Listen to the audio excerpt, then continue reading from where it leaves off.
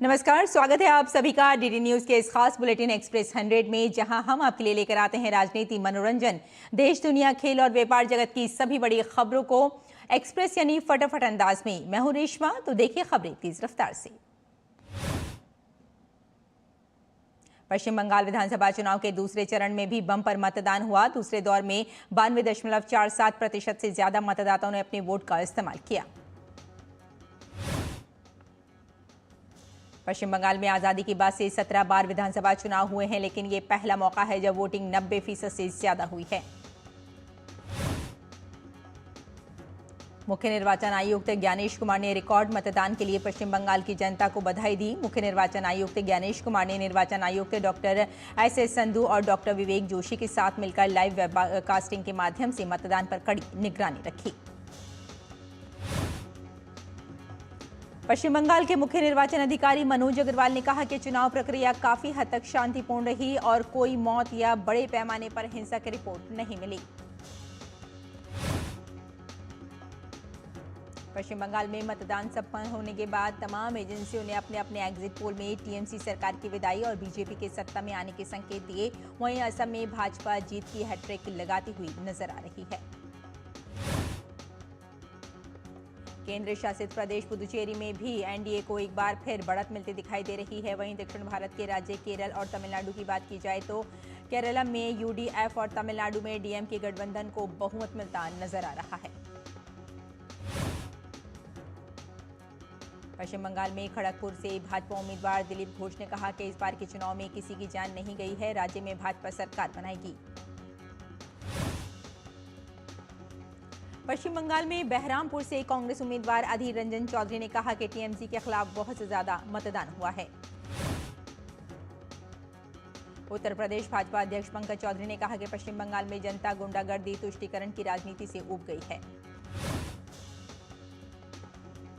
असम के मंत्री और डिब्रूगढ़ विधानसभा क्षेत्र से भाजपा उम्मीदवार प्रशांत फुकन ने एग्जिट पोल पर कहा कि सभी एग्जिट पोल के मुताबिक असम में भाजपा की सरकार बन रही है। हेमंत बिस्वा शर्मा के नेतृत्व में भाजपा की सरकार बनेगी। भाजपा नेता शहजाद पूनावाला ने कहा कि हर जगह एनडीए का कमल खिलता जा रहा है। हमारी असम में तीसरी बार वापसी हो रही है और बंगाल में परिवर्तन निश्चित है।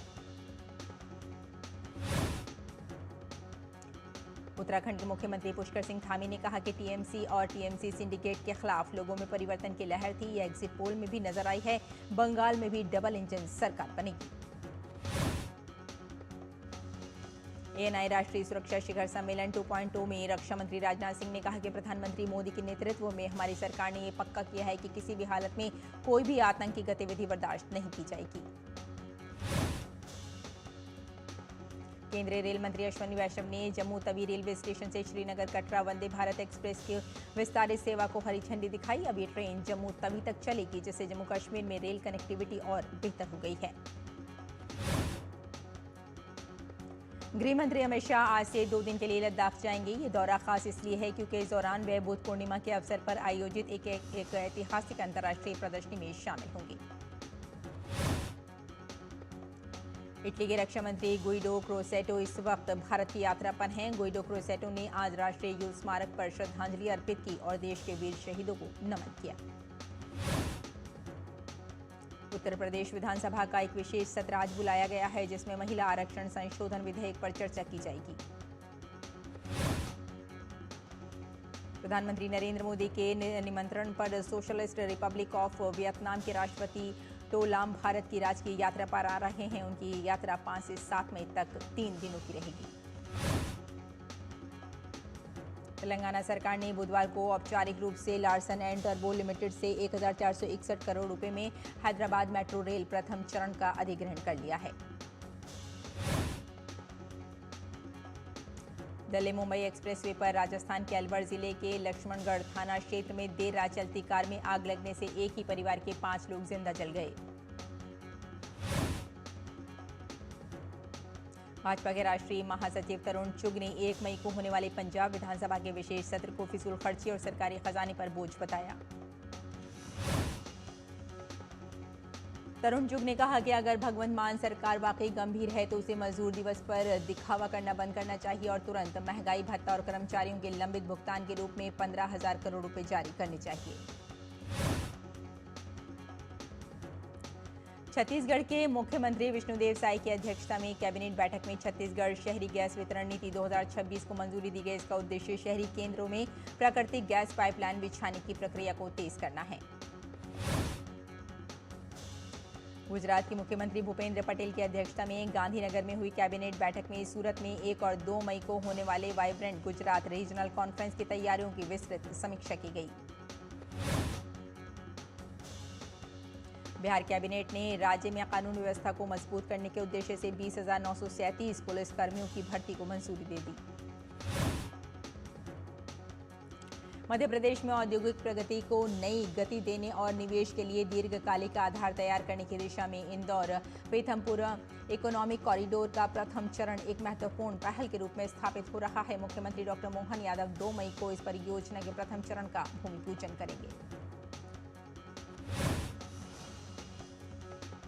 उत्तराखंड के हरिद्वार जनपद में चल रहे ऑपरेशन प्रहार के अंतर्गत सार्वजनिक स्थानों पर हुड़दंग करने वालों के खिलाफ सख्त कार्रवाई करते हुए 51 लोगों को पकड़ा। पुलिस ने सभी के खिलाफ चालान कर कुल 12,750 रुपए का जुर्माना वसूला।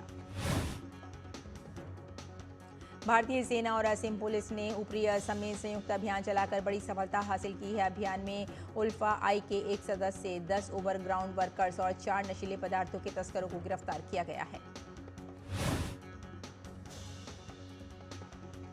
नशा तस्करी के खिलाफ बड़ी कार्रवाई करते हुए बेंगलुरु सिटी पुलिस ने शहर में चलाए गए कई अभियानों में 16 लोगों को गिरफ्तार किया और लगभग 36.67 करोड़ रुपए मूल्य के मादक पदार्थ जब्त किए। पूर्वोत्तर क्षेत्र में पहली बार मिजोरम सरकार ने आपदा संबंधी सूचनाओं के रियल टाइम में प्रसार को बढ़ाने के उद्देश्य से हुआ रेल नामक एक मोबाइल एप्लीकेशन लॉन्च किया। महाराष्ट्र सरकार ने राज्य में केंद्रीय विद्यालयों की स्थापना के लिए मुफ्त सरकारी जमीन दिए जाने को बुधवार को घोषणा की। मुख्यमंत्री देवेंद्र फडणवीस की अध्यक्षता में आयोजित कैबिनेट बैठक में फैसला लिया गया। महाराष्ट्र मंत्रिमंडल ने मुख्यमंत्री देवेंद्र फडणवीस की अध्यक्षता में महाराष्ट्र यांत्रिक मेधा नीति की घोषणा की। इसका उद्देश्य राज्य में उद्योगों, शासन और सार्वजनिक सेवाओं में आर्टिफिशियल इंटेलिजेंस के उपयोग को बढ़ावा देना है। लखनऊ में यूपी के सीएम योगी आदित्यनाथ ने कहा कि गिरगिट की तरह रंग कैसे बदला जाता है। समाजवादी पार्टी का यह आचरण देखने को मिल रहा है। समाजवादी पार्टी जनजात महिला विरोधी है, जिनके रग रग में नारी का अपमान है। मध्य प्रदेश के धार में इंदौर अहमदाबाद मार्ग पर देर रात भीषण सड़क हादसा हो गया। मजदूरों से भरा एक पिकअप वाहन दुर्घटनाग्रस्त हो गया, जिसमें 15 मजदूरों की मौत हो गई, जबकि कई लोग घायल हो गए। प्रधानमंत्री नरेंद्र मोदी ने मध्य प्रदेश के धार में सड़क हादसे पर दुख व्यक्त किया। प्रधानमंत्री राष्ट्रीय राहत कोष से मृतकों के परिजनों को 2-2 लाख रुपए तथा घायलों को 50-50 हजार रुपए की सहायता दी जाएगी। कर्नाटक की राजधानी बेंगलुरु में सरकारी अस्पताल परिसर की दीवार ढहने से 7 लोगों की मौत हो गई। पुलिस ने बताया कि यह हादसा बोरिंग और लेडी कर्जन अस्पताल में हुआ।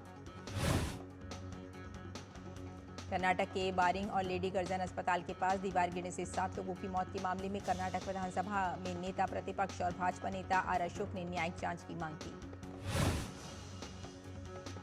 राष्ट्रपति द्रौपदी मुर्मू ने कर्नाटक के बेंगलुरु में दीवार गिरने से हुई जानमाल की हानि पर गहरा शोक व्यक्त किया। उन्होंने शोक संतप्त परिवारों के प्रति अपनी संवेदना व्यक्त की और घायलों के शीघ्र स्वस्थ होने की कामना की।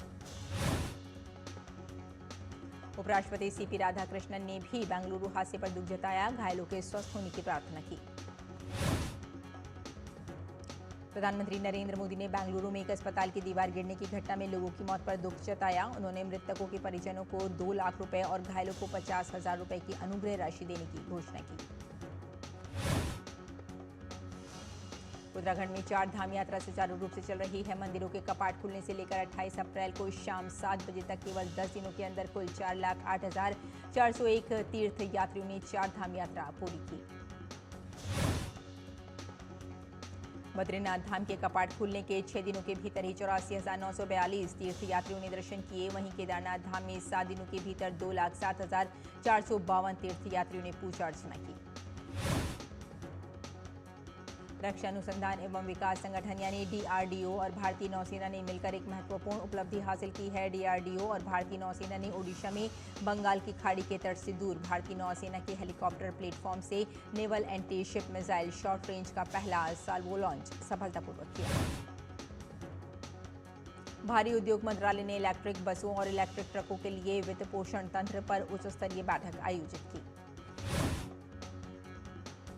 इस सप्ताह देश के कई हिस्सों में गरज बिजली और तेज हवाओं के साथ बारिश का अनुमान है। दिल्ली, हरियाणा, पंजाब, उत्तर प्रदेश, मध्य प्रदेश, छत्तीसगढ़, कर्नाटक और आंध्र प्रदेश के कुछ हिस्सों में बिजली गिर सकती है।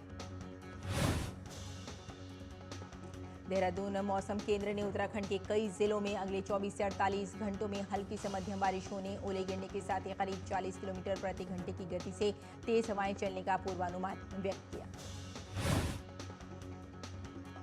उत्तर प्रदेश में भीषण गर्मी से त्रस्त अधिकतर इलाकों में बुधवार को आंधी और बारिश के कारण लोगों को राहत मिली। उत्तर प्रदेश के सुल्तानपुर जिले में तेज आंधी, तूफान और बारिश से जुड़ी घटनाओं में 2 बच्चों सहित 7 लोगों की मौत हो गई। डीएम इंद्रजीत सिंह ने बताया कि तूफान ने बिजली आपूर्ति को भी प्रभावित किया। 50 से अधिक ट्रांसफार्मर और कई खंभों को नष्ट कर दिया। बिहार के पटना में तेज हवाओं और बारिश ने मौसम को ठंडा और सुहावना बना दिया, जिससे लोगों को गर्मी से राहत मिली। मौसम विभाग ने राज्य के कई जिलों के लिए अलर्ट जारी किए हैं। जम्मू कश्मीर के डोडा में आज सुबह भलेसा घाटी में हल्की बारिश हुई। और बुलेटिन में यहां रुकते एक छोटे से ब्रेक के लिए, जल्द हाजिर होते हैं। आप देखते रहिए डीडी न्यूज।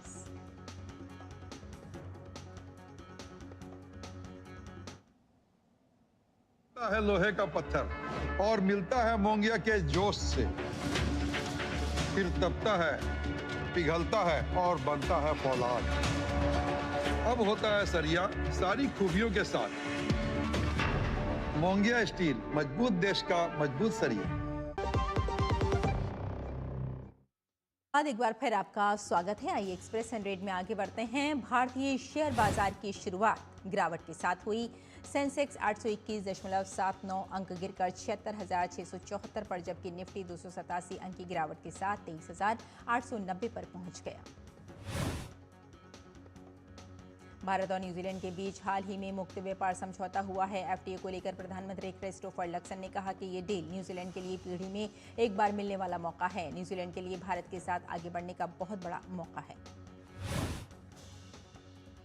वाणिज्य और उद्योग मंत्री पीयूष गोयल ने कहा कि जलवायु परिवर्तन के खिलाफ कार्रवाई में भारत विश्व स्तर पर सबसे अच्छा प्रदर्शन करने वाले देशों में से एक है और नवीकरणीय ऊर्जा के अपने लक्ष्य को निर्धारित समय से 8 साल पहले ही हासिल कर चुका है। भारत केनिया का एक अहम व्यापारिक साझेदार बनकर उभरा है। दोनों देशों के बीच द्विपक्षीय व्यापार वित्त वर्ष 2025-26 में बढ़कर $4.31 अरब हो गया है। केंद्रीय मंत्री पीयूष गोयल ने वर्ष 2030-31 तक भारत के $2 ट्रिलियन अमेरिकी डॉलर के निर्यात लक्ष्य को पूरा करने के लिए कार्य योजना पर विचार करने और निर्यात प्रोत्साहन मिशन के कार्यान्वयन की समीक्षा करने के लिए उच्च स्तरीय समीक्षा बैठक की अध्यक्षता की। भारत ने वर्ष 2030-31 तक कुल निर्यात का लक्ष्य $2 ट्रिलियन अमेरिकी डॉलर रखा है, जिसमें $1 ट्रिलियन अमेरिकी डॉलर का माल निर्यात और $1 ट्रिलियन अमेरिकी डॉलर का सेवा निर्यात शामिल है। राष्ट्रीय राजधानी में आयोजित रेजिलिएंट फ्यूचर समिट 2026 के दौरान मीडिया से बातचीत में केंद्रीय मंत्री प्रहलाद जोशी ने कहा कि प्रधानमंत्री नरेंद्र मोदी के नेतृत्व में भारत ने नवीकरणीय ऊर्जा के क्षेत्र में उल्लेखनीय प्रगति की है। किसानों के लिए बड़ी राहत की घोषणा करते हुए राज्य सरकार ने गेहूं खरीद की अवधि बढ़ा दी है। अब स्लॉट बुकिंग और गेहूं की खरीद पहले तय 9 मई की जगह 23 मई को की जा सकेगी। मध्य प्रदेश के मुख्यमंत्री मोहन यादव ने कहा कि खरीद केंद्र की क्षमता के अनुसार उपज का तौल सुनिश्चित करने और अधिक से अधिक किसानों से खरीद करने के लिए हर केंद्र पर गेहूं बिक्री की दैनिक स्लॉट बुकिंग क्षमता 1000 क्विंटल से बढ़ाकर 2250 क्विंटल कर दी गई है। मध्य प्रदेश के मुख्यमंत्री मोहन यादव ने खरगोन स्थित जलूद सौर ऊर्जा संयंत्र को राष्ट्रीय उपलब्धि बताते हुए कहा कि ये मध्य प्रदेश में स्वच्छ ऊर्जा उत्पादन और जन भागीदारी की दिशा में एक महत्वपूर्ण कदम है। केंद्रीय राज्य मंत्री डॉक्टर जितेंद्र सिंह ने कहा कि भारत ने 2014 के बाद से अपने डॉप्लर वेदर रडार नेटवर्क में बड़ा विस्तार किया है। अब रडार की संख्या 14 से बढ़कर 50 हो गई है। उत्तर प्रदेश सरकार ने विभिन्न जनपदों में तत्काल आलू क्रय केंद्र खोलने के निर्देश दिए हैं ताकि सुचारू रूप से आलू की खरीद प्रक्रिया जारी रहे। ये पूरी प्रक्रिया भारत सरकार के कृषि एवं किसान कल्याण मंत्रालय द्वारा अनुमोदित बाजार हस्तक्षेप योजना MIS के अंतर्गत संचालित की जा रही है, जिसके तहत किसानों से सीधे आलू की खरीद सुनिश्चित की जा रही है। कर्मचारी भविष्य निधि संगठन ने वित्त वर्ष 2025-26 में अब तक का सबसे ज्यादा क्लेम सेटलमेंट किया है, जिसमें डिजिटल सुविधा और आसान पहुंच में बड़ा सुधार हुआ है। पेट्रोलियम और प्राकृतिक गैस मंत्रालय ने बताया कि देश में कुकिंग गैस की आपूर्ति सामान्य बनी हुई है और खुदरा वितरकों के यहां किसी भी तरह की कमी की सूचना नहीं मिली है। अडानी पावर लिमिटेड ने मार्च 31 को खत्म हुई चौथी तिमाही में अपने समेकित शुद्ध लाभ में पिछले वर्ष की तुलना में 64% की बढ़ोतरी दर्ज की। केंद्रीय मंत्रिमंडल द्वारा इस वर्ष मार्च में अनुमोदित जल जीवन मिशन के दूसरे चरण के अंतर्गत सुधार संबंधी समझौता ज्ञापनों पर हस्ताक्षर किए गए। आरबीआई ने बुधवार को कहा कि 1000 करोड़ रुपए से कम संपत्ति और लोगों से जमा नहीं लेने वाली गैर बुकिंग वित्तीय कंपनियां 1 जुलाई से पंजीकरण और आरक्षित कोष से संबंधित आवश्यकताओं से छूट पा सकती हैं। भारत तेजी से एक आर्थिक शक्ति के रूप में उभर रहा है और वैश्विक स्तर पर छवि विश्व शांति व्यवस्था को आकार देने वाले, आर्थिक स्थिरता और टेक्नोलॉजी को बढ़ाने वाले देश की बन रही है। भारत से आईफोन का निर्यात वित्त वर्ष 2026 के दौरान 2 लाख करोड़ रुपए के रिकॉर्ड स्तर पर पहुंच गया। ये आंकड़ा बड़े पैमाने पर इलेक्ट्रॉनिक्स विनिर्माण के लिए उत्पादन आधारित प्रोत्साहन योजना के अंतिम वर्ष में हासिल किया है। अमेरिकी राष्ट्रपति डोनाल्ड ट्रंप ने दावा किया कि जब तक ईरान अपने परमाणु कार्यक्रम को लेकर वॉशिंगटन के साथ समझौता नहीं करता, तब तक अमेरिका उस पर नौसैनिक नाकेबंदी जारी रखेगा।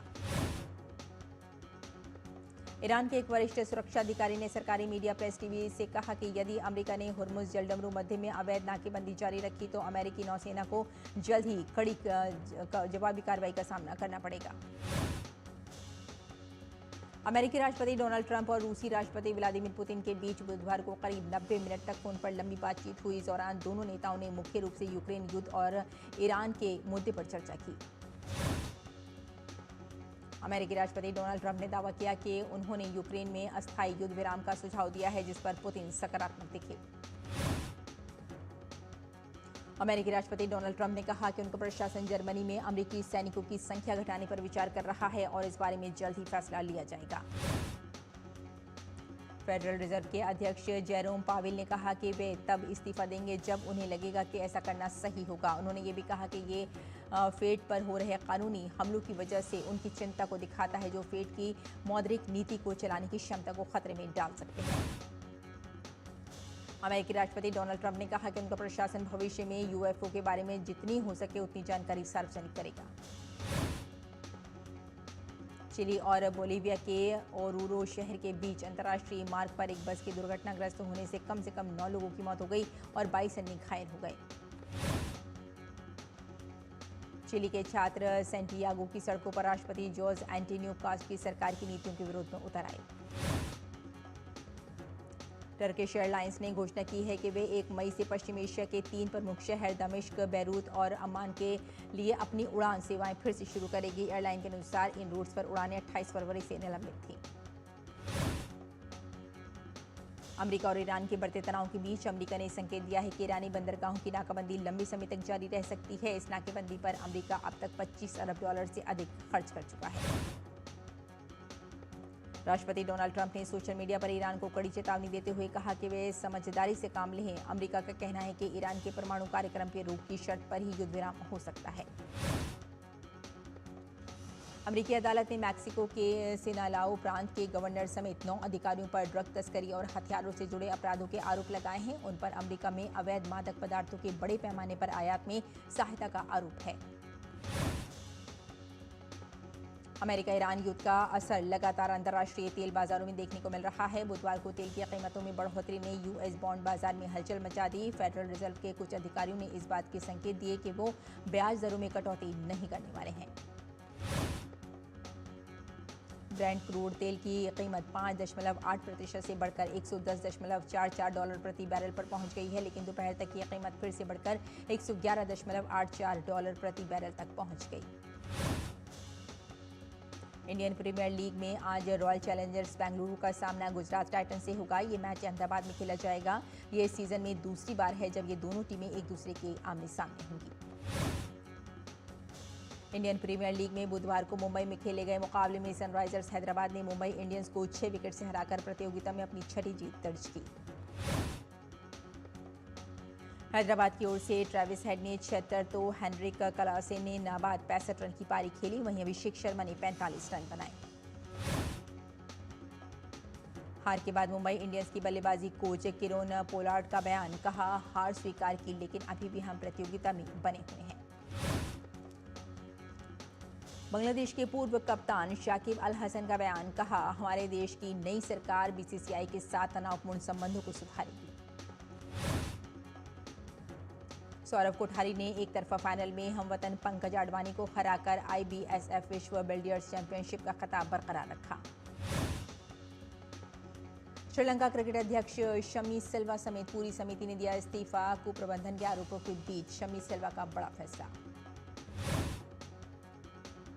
भारतीय पुरुष टीम को थॉमस कप 2026 में अपने आखिरी राउंड रॉबिन मैच में चीन के हाथों हार का सामना करना पड़ा है और इस हार के बाद ग्रुप ए में भारतीय टीम दूसरे स्थान पर रही। अमेरिका की हैली बैप्टिस्टे आज खेलेंगी मैड्रिड मास्टर्स का सेमीफाइनल मुकाबला। सामने रूस की मीरा आंद्रीवा की चुनौती। ऑस्ट्रिया की अनास्तासिया पोतापोवा भी प्रतियोगिता के सेमीफाइनल में पहुंची। क्वार्टर फाइनल में चेक गणराज्य की कैरोलिना प्लिस्कोवा को हराया। विश्व नंबर 1 इटली के यानिक सिनर ने मैड्रिड ओपन के सेमीफाइनल में बनाई जगह। क्वार्टर फाइनल में राफेल जोडार ने को 6-2, 7-6 से हराया। सेमीफाइनल में फ्रांस के आर्थर फिल से सामना। ब्रिटेन के जैक ड्रैपर अब अगले कुछ महीने टेनिस कोर्ट से दूर रहेंगे। दरअसल ड्रैपर घुटने की चोट से परेशान है। ऐसे में वे अगले महीने शुरू होने वाले साल के पहले ग्रैंड स्लैम फ्रेंच ओपन में भी दिखाई नहीं देंगे। पंजाब FC ने जीता AIFF एलीट यूथ लीग का खिताब। जिंक फुटबॉल अकादमी को 3-0 से हराया। UEFA चैंपियंस लीग फुटबॉल प्रतियोगिता में देर रात खेले गए मुकाबले में एटलेटिको मैड्रिड और आर्सेनल के बीच सेमीफाइनल के पहले लेग का मुकाबला 1-1 की बराबरी पर खत्म हुआ। रोनाल्डो के हेडर की मदद से जीता अल नस्र मैच में अल अहली को 2-0 से हराया। अल नस्र ने लगातार 20वीं जीत दर्ज की। तो एक्सप्रेस न्यूज में फिलहाल इतना ही। हमें यहीं इजाजत दीजिए, लेकिन DD न्यूज पर खबरों का सिलसिला जारी रहेगा। नमस्कार।